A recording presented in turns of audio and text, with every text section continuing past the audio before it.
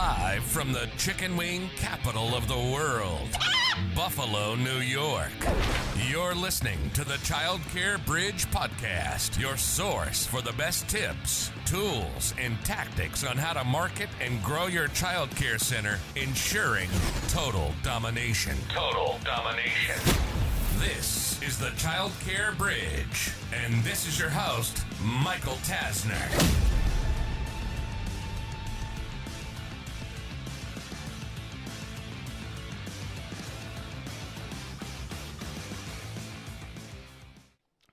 Hey there, and welcome to episode 12 of the Child Care Bridge.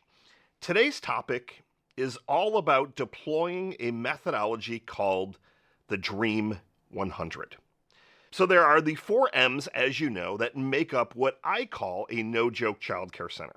You've got the marketing, M, money, manpower, methodologies. Those are the core 4, and then there's different branches and such that go off of each. So we're going to focus a bit today on the M of marketing. When I look at the marketing aspect, for me, every business that I've had, every business that I have wanted to grow, wanted to scale, I have put most of my time and money and attention into the marketing aspect. I firmly believe that marketing above all is the way that you successfully grow a child care center. Now, are there other elements? Of course, the brand, the type of care you're providing. All of that is massively important. But if nobody knows about you, if you have the best Reggio Emilia curriculum for 500 or even 1,000 miles, but nobody can find you, nobody knows that, no one sees your brand, you're going to stay at a smaller level. And that might be what you're aiming for. But if you have bigger dreams, bigger hopes, hey, I want to franchise this, I want 10 locations, 20 locations, whatever those goals are that you're going after, the marketing aspect is the most important aspect to get right. And there's a lot of different ways that you can deploy the marketing element.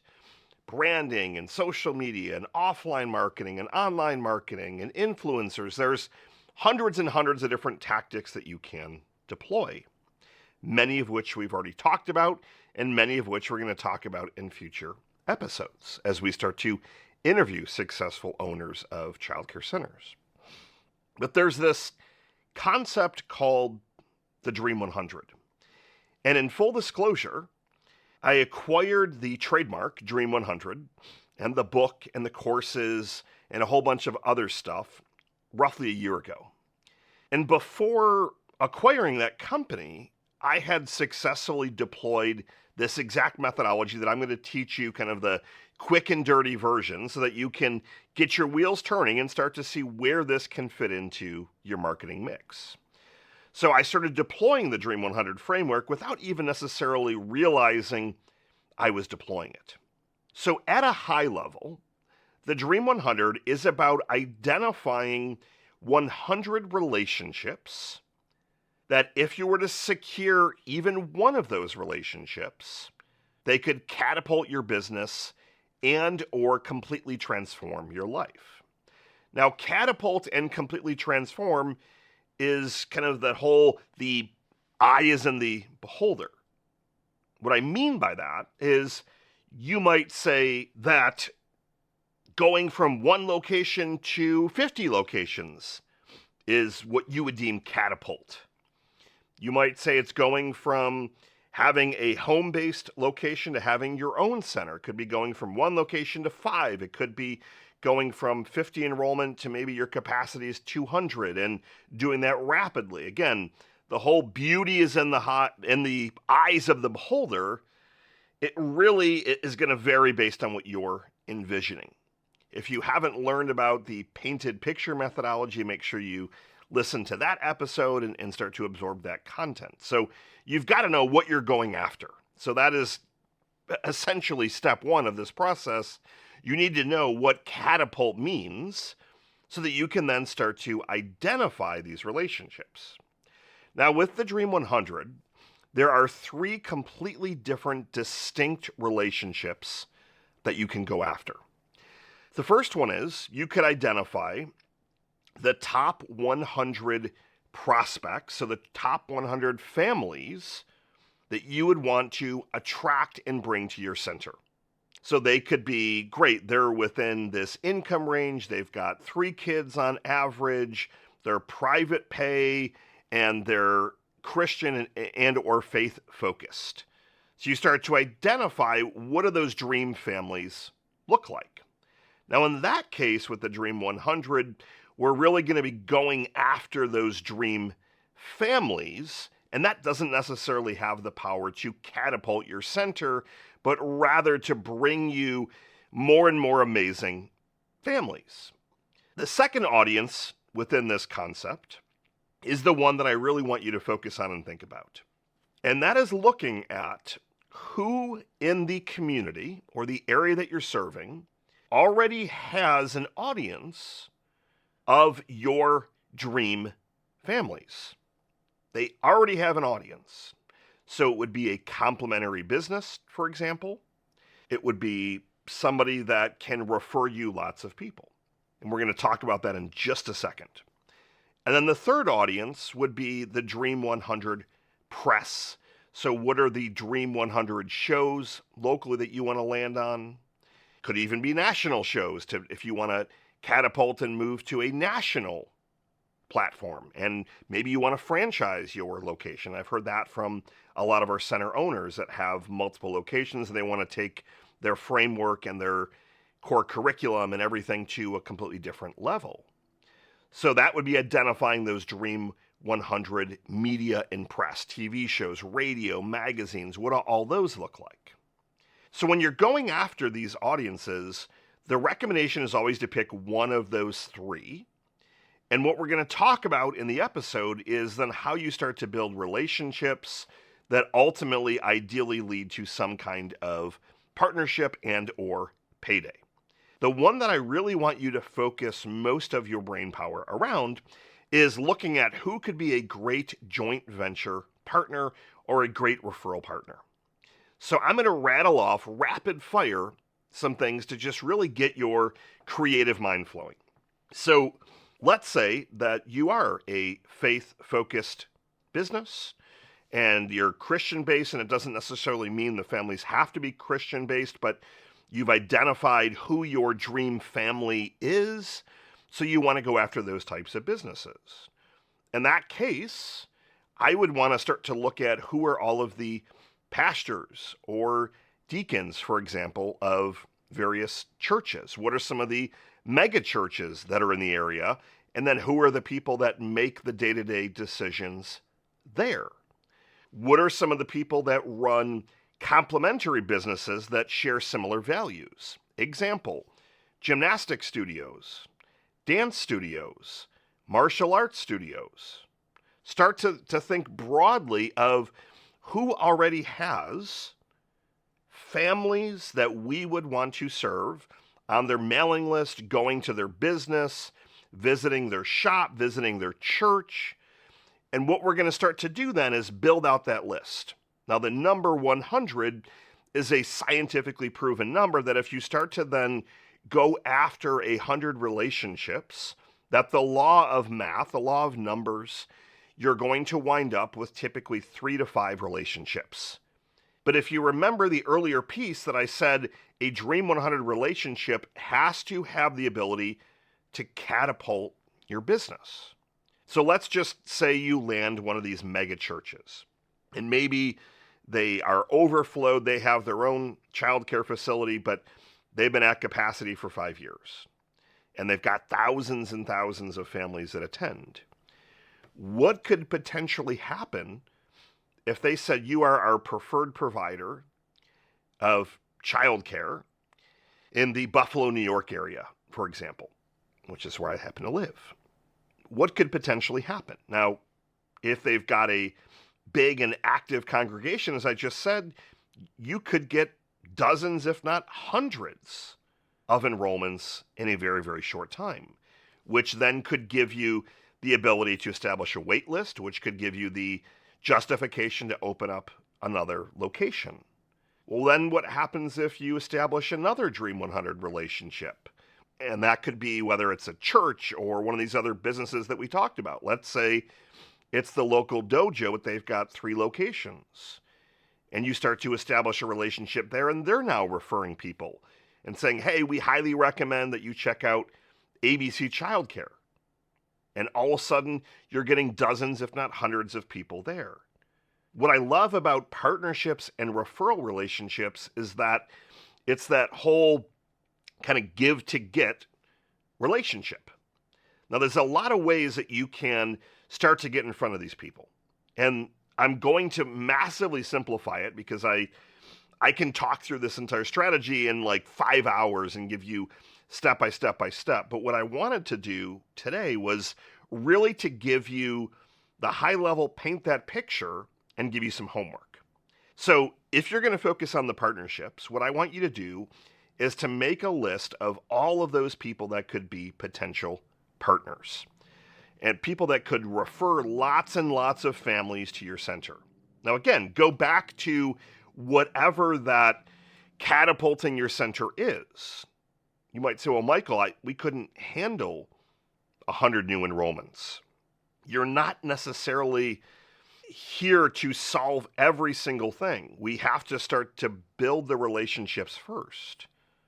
The likelihood that you're going to get 100 new enrollments in a week is slim. So you've got time to figure out the rest of the logistics. So what I don't want you to do is I don't want you to start getting in your head and saying, oh my gosh, we can't even handle this. How would we hire fast enough? That's not what we're trying to do here. Because this strategy, it's more of a slow roll. This is not something that takes effect in a week. This is something that you're going to have to work over the next 6 to 12 months. But again, and I've said it 3 other times, landing even one of these relationships out of the 100 can and will completely transform your business. So if you know that, and you know that it works 100% of the time when deployed correctly. Now that's the secret sauce, when deployed correctly. So a lot of people that I teach this strategy to, they don't want to put in the work that it takes to slow roll this strategy. They want to make the list of those 100 potential relationships, and they want to just go after these relationships and say, hey, I've got a center. You want to refer people to me? That's not how this works. So after you've made a list of those 100, you want to go through that list, and you want to put all the contact information, and you want to start to put all of their social media stuff on there. I want you to know all about the individual. So you're going to look at, if you're using that mega church as an example, who were all the pastors there, who were the deacons, who were the directors. So you're going to make a list of all the influential people that could make some kind of partnership decision. And you're going to put them on this document that you're going to start to build out.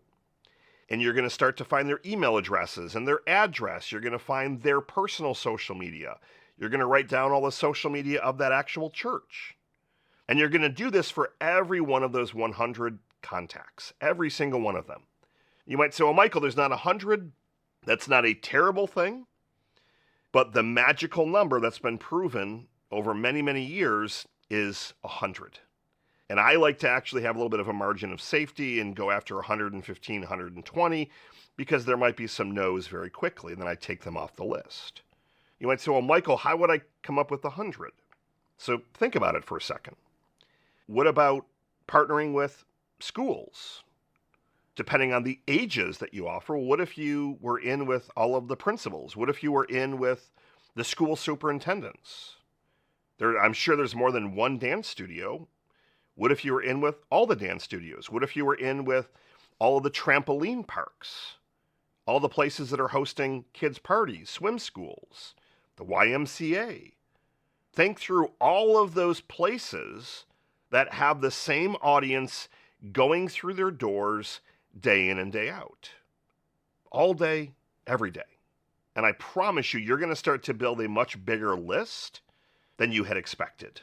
So when you've got that list, you started to add all the different social media and things like that. And I'm simplifying this strategy a bit for you. What you want to do is start to comment with authentic comments on their social media. And the secret sauce to this whole thing in addition to playing the long game on this, is that you need to be hitting daily singles. You're not going to knock this out of the park right out of the gate. I'm looking for you to comment once a day on that pastor's Facebook page. And then maybe you're going to go over to their LinkedIn page. And then the next day, maybe their Twitter profile or their Instagram account.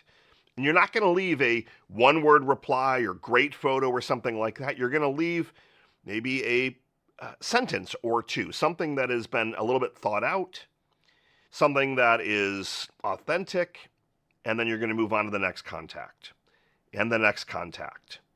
And you're going to do this for the first 3 to 4 weeks. Now, this is a lot of work. That's why we offer it as a service, executing the strategy for you. But if you're trying to deploy it internally, it's about hitting those singles every day. As I said, it works 100% of the time when deployed correctly. Where people start to speed it up is they may go and they might post on the first day a really long reply to a Facebook post. And then at the end, they're going to say, well, I hope we can do some business together, or refer some stuff back and forth. That's not what we're going after here. We are going after you playing the long game. So you're commenting each and every day. And what ends up happening is they're then going to start to see your name day after day after day. And maybe they only spot your name once or twice during the week. But because you're doing it relentlessly, you're going to have some people that are going to start to engage with you. They're going to start to reply back. Hey, I see you posting all the time. You're commenting on my stuff. Tell me more. Love to have a conversation. And after you have kind of that cream that starts to rise to the top, because certain people will start to engage with you pretty quickly. I wouldn't say pretty quickly. I should take that back. They'll start to engage with you after about a week or so. You then can start to broach conversations. You'd say, hey, can we grab coffee? Can I take you to lunch? Can I take you to dinner? You have 10 minutes to hop on a call. I'd love to see if there are some synergies. And you keep it very focused on what you can do for them. So your objective is you want to get them referring people to you. But if you take that approach of give to get, you hop on and say, I'm a huge fan of your church. We've got 70 people that attend our center. We would love to recommend your church as a great place to worship. How do we go about doing that? That's one option. Rather than you even saying, I want to have a referral relationship, you offer something for them. The second thing that I highly suggest you do, but it takes a little bit more effort, shouldn't say a little bit more, it takes a lot more effort, is if I've been able to convince you to start a podcast, you would be able to invite them onto your podcast. And maybe that's the All Things Buffalo, New York parents, and you're just going to invite them on your podcast, and you're going to be able to allow them to kind of talk about all the fun things they're up to and some of the events that are coming up. And what you're doing is you're giving to get. You have not asked for anything from them. But if you know anything about psychology and influence, there's the law of reciprocity. And the law of reciprocity states that when you do something for someone, they typically feel guilty, or they feel the need to say, well, is there something that I could do for you? Now, you can, depending on the situation, go in for the sell and say, that's a great thing that you asked. I would love to be able to have a referral relationship with you. Could you see something like that working? Or you could say, I want to remain focused. Let me execute all this stuff for you first. Let me get you on our podcast, get you some publicity for your church. And then if you have some time, let's set up another conversation. You can slow roll it if you want. It depends on the situation. It's really situational of the prospect on the other side. You've got to get to know them a little bit before you really just jump into, okay, well, I'm so happy you asked. Can you refer some people? You have to play it off cool. You've got to give to get, start to show some good faith from your side. And what will start to happen is the relationships will start to pile in. You'll start to have those people that you've done some free promotion on your Facebook page. You've had them on a podcast, for example. You've allowed them to come to your center and set up shop. So I just attended a fun festival at my daughter's school. And they had, and I'm not sure, I should have asked if they had to pay the school. Maybe they had to make a donation, or my assumption is that they were there gratis, but there were a couple of martial arts studios. The School of Rock was there, and a few other businesses that were serving kids, and they had a few that were more open-ended of like insurance and things like that. But you could invite them to an event that you're doing. Hey, do you want to come to our open house? And we'd love you to have a booth and you can market to families. And I said, well, Michael, why would I want to do that? Because what ends up happening is they then start sending people your way. And depending on that relationship, if it fits that Dream 100 criteria, it could be game over for you in a good way. One mega church all of a sudden referring hundreds of people to you. Multiple martial arts studios now promoting you. And it's the promotion is more than them just having your flyers in their lobby. It's doing joint events together, email blasts, social media posts. Like, it's a relationship of a completely different level. What I say within the Dream 100 is that you're one relationship away from a completely unrecognizable business. And if you start to think about those relationships that way, it'll really start to change the way that you think about marketing. Now, I know that was a lot of stuff that I threw at you, and I oversimplified it. So I'm going to do a very quick recap, and then I'll do future episodes and content around this framework as well.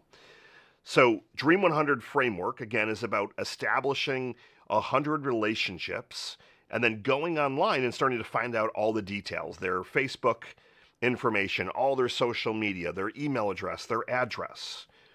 And the recommendation is always to start with relationships that could send you a lot of really great families. So people that really could refer a lot of business your way. Not just one referral, but dozens, if not hundreds of referrals. From there, then it's about hitting those daily singles. What you start doing is commenting on their social media.